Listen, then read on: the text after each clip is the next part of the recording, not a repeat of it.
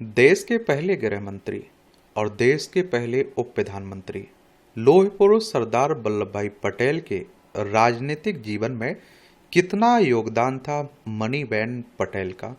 ये बात करते हैं, जानते हैं इनके बारे में। और मणिबेन पटेल को आप लोग देख रहे होंगे, सरदार वल्लभ भाई पटेल को भी आप लोग देख रहे होंगे। ये हमारा प्यारा भारत है। तो वल्लभ भाई पटेल के राजनीतिक सार्वजनिक जीवन में एक महिला हमेशा उनके साथ दिखाई देती रही। ये महिला मणिबेन पटेल थी, सरदार पटेल की बेटी और जवाहरलाल नेहरू इंदिरा गांधी की तरह ही सरदार पटेल मणिबेन पिता पुत्री की जोड़ी भारत के स्वतंत्रता संग्राम में अद्वितीय जोड़ी थी। सरदार वल्लभ भाई पटेल की बेटी थी कौन? मणिबेन पटेल। ये मणिबेन ने सुखी जीवन को छोड़कर अपने पिता के पदचिन्हों पर चलने में जीवन का अर्थ देखा। जब तक सरदार पटेल जीवित रहे, मणिबेन ने उनकी निरंतर सेवा की, उनकी आशाओं, निराशाओं, दुखों और खुशियों को बेहद करीब से देखा।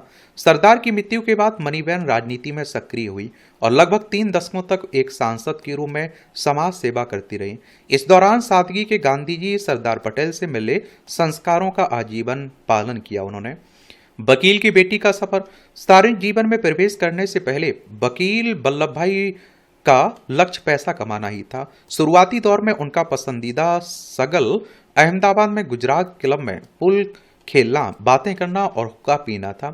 पहले वकील के रूप में अपने कैरियर में वह जिला अभियोजक बन गए थे, लेकिन उन्होंने देखा कि सरकारी नौकरी की बजाय असली कमाई वकालत में है, इसलिए वे वकालत करने लगे थे।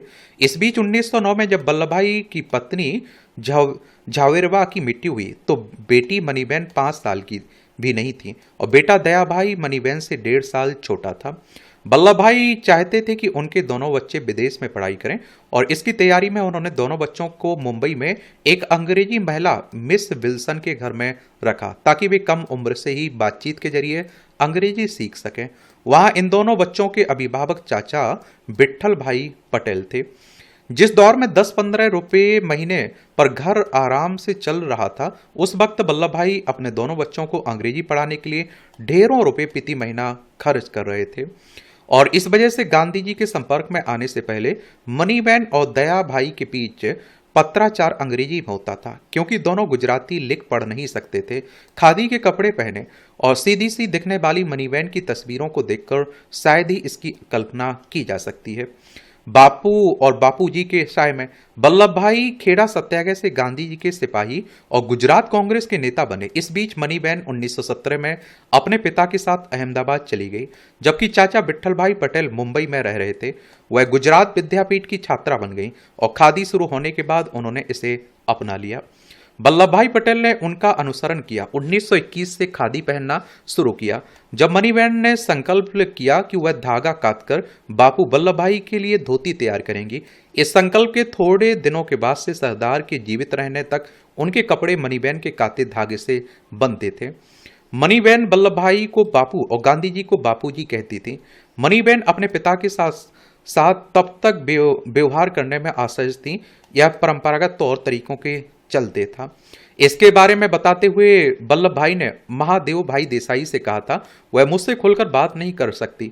अगर मैं बात करने जाता हूं तो उसे यह पसंद नहीं है, लेकिन यह उसकी गलती नहीं है। हमारे घर का यही तरीका है। जब तक मैं 30 वर्ष का नहीं हुआ तब तक मैं अपने बड़ों के सामने कुछ नहीं बोलता था। सहयोगियों, उनके परिवारों की परवाह करने वाले गांधी ने मणिबेन की जिम्मेदारी ली। 1927 में वल्लभ भाई को लिखे एक पत्र में उन्होंने लिखा, मणिबेन का इरादा विवाह नहीं करने का है। मैंने बहुत छानबीन किया, लेकिन वह शादी नहीं करना चाहती हैं। हमें उसके फैसले का सम्मान करना चाहिए और प्रोत्साहित करना चाहिए। आप उनकी चिंता को छोड़ दें, मैं उनकी चिंता कर रहा हूं और आगे भी करता रहूंगा। पिता पुत्री पत्राचार। मणिबेन ने कई संघर्षों में भाग लिया, उन्हें कारावास भुगतना पड़ा, सरदार से अलग रहना पड़ा। वल्लभ भाई के बेटे दया भाई का सोचने का तरीका अलग था, लेकिन सरदार पटेल मणिबेन को ज्यादा चाहते थे। उन्होंने अपनी बेटी से सलाह, सुझाव, शिक्षा भी ली, जो बचपन से ही बिना मां के पली बड़ी थी। 1924 में जब मणिबेन इलाज के लिए मुंबई में थी तो सरदार ने उन्हें एक पत्र में लिखा, तुम जैसे मासूम बच्चे का क्या कसूर? लोग मेरे बारे में सोचते हैं कि मैं तुम्हें बहुत प्रताड़ित कर रहा हूं। अगर तुम सोचते हो कि तुम बहुत बचकानी हो रही हो, दोनों स्थितियां वांछनीय नहीं है। आपका स्वभावगत साहस और आनंद बना रहना चाहिए। पारिवारिक मामलों में भी सरदार मनीबेन को दयाभाई की पत्नी के साथ रहना सिखाते थे। एक पत्र में उन्होंने लिखा कि यदि आप जनसेवा करना चाहते हैं तो आपको अलग अलग स्वभाव के लोगों के साथ काम करना होगा। बड़े पेट के साथ अपमान सहना सीखना चाहिए और यह सबक पहले घर से सीखना चाहिए। 1942 के हिंदू ये भारत छोड़ो आंदोलन के दौरान सरदार के साथ अहमदाबाद जेल और यरवदा जेल में मनीबेन थी। 1944 में सरदार 70 साल के हो चुके थे। उनका स्वास्थ्य खराब रहने लगा था। उन्होंने मनीबेन को लिखा, मुझे लगता है कि इस दुनिया में मेरा समय समाप्त हो गया है, तो आप मेरे साथ कैसे रह सकती हो? यदि आप किसी कार्य क्षेत्र को चुनते हो और जाते समय उस पर टिके रहते हो तो भविष्य की राह आसान नहीं होगी। हमारी अनेक संस्थाएं हैं, या तो आप कोई नई जगह चुनें या फिर किसी इलाके में बस जाएं ताकि मेरे जाने के बाद आपको ज्यादा परेशानी ना हो। उप प्रधानमंत्री की बेटी आजादी के करीब आने और सरदार सरकार का हिस्सा बनने के बावजूद उनके और मनीबेन के साधारण आवास में कोई बदलाव नहीं आया। मनीबेन सरदार के घर का प्रबंधन करती थी, जो गृह मंत्री और उप प्रधानमंत्री थे। मनीबेन ने नोट किया कि दिल्ली में चोरी हो रही थी। यह सुनकर उन्होंने घर पर बहुत पैसा नहीं रखा, इसलिए समय समय पर सरदार को खर्चे के रुपए के चेक पर दस्तखत करने पड़ते थे। सरदार ने फिर उनके बैंक खाते में मनीबेन का नाम दर्ज किया, इसलिए उनके हस्ताक्षर भी चलने लगे थे। मनीबेन सरदार को दैनिक खर्च का विवरण देती थी, लेकिन उन्होंने कभी हिसाब किताब नहीं देखा। पिछली बीमारी के दौरान कांग्रेस पार्टी के लाखों रुपए का प्रबंधन करने वाले सरदार को चिंता थी कि खाते में रुपए नहीं होंगे, पर मनीबेन शर्मिंदा होगी, इसलिए उन्होंने मनीबेन से पूछना सुनिश्चित किया।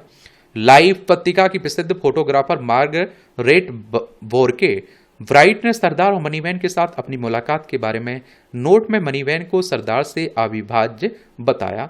हर सुबह जब सरदार मनीबेन सैर के लिए निकलते थे तो बड़ी संख्या में लोग उनके साथ हो जाते थे। उस समय मनीबेन बारी बारी से एक के बाद एक व्यक्ति को सरदार के साथ चलने का मौका देती थी। मनीबेन ने मार्गरेट से आने वालों से निपटने की इस कार्य का उल्लेख किया।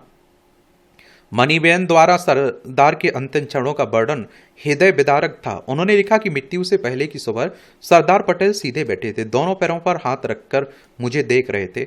मनीबेन संतुष्ट थी कि अंतिम क्षण तक अवचेतन अवस्था में भी उनके पिता खुद में नहीं बल्कि हैदराबाद और कश्मीर की चिंता में उलझे थे। एक कश्मीर और हैदराबाद रियासत का मामला था ना, तो उसी की बात हो रही है। आप सभी जानते हैं कि हमारा भारत कई रियासतों में बटा हुआ था।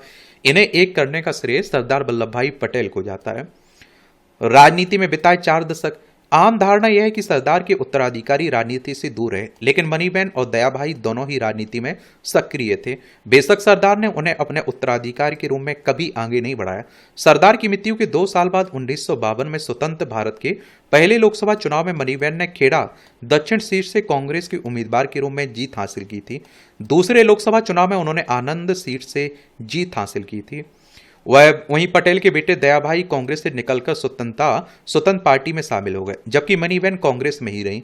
तीसरा लोकसभा चुनाव 1962 में हुआ। इससे पहले गुजरात राज्य स्थापित हो चुका था। इससे पहले जो महागुजरात आंदोलन हुआ था, उसके कारण कांग्रेस की स्थिति अच्छी नहीं थी। सरदार की बेटी होने के बावजूद मनीबेन आनंद सीट से निर्दलीय उम्मीदवार से 22,000 से अधिक मतों से हार गई। लोकसभा में हार के बाद कांग्रेस ने मनीबेन को 1964 में राज्यसभा भेजा। वह 1970 तक सांसद रही। कांग्रेस के विभाजन के बाद 1973 में लोकसभा उपचुनाव में साबरकांठा सीट से मणिबेन ने कांग्रेस एस की सीट पर जीत हासिल की। वह 1977 के आपातकाल के बाद चुनाव में भारतीय लोकदल के उम्मीदवार के रूप में मेहसाना सीट से चुनी गई थी। इस प्रकार एक सांसद के रूप में उनकी यात्रा, जो 1952 में शुरू हुई, 2 साल को छोड़कर लगभग 3 दशकों तक जारी रही। अंतिम वर्षों तक वे विभिन्न गांधीवादी संगठनों से जुड़ी रहीं और उन्होंने एक ऐसा जीवन जिया जो इतना सरल था कि मीडिया में उनकी मार्मिक कहानियों को रिपोर्ट किया जाता था। उनके जैसे चंद लोग ही थे जिन्होंने कभी पूरे देश को रोशन किया, जो नई वास्तविकताओं में अप्रासंगिक हो गए, और 1990 में उनकी मृत्यु एक तरह से मौजूदा राजनीति के गिरते मूल्यों से उनकी मुक्ति थी। तो देख रहे हैं, यही कहानी किसकी? मनीबेन पटेल की, सरदार पटेल की बेटी थी ये। धन्यवाद।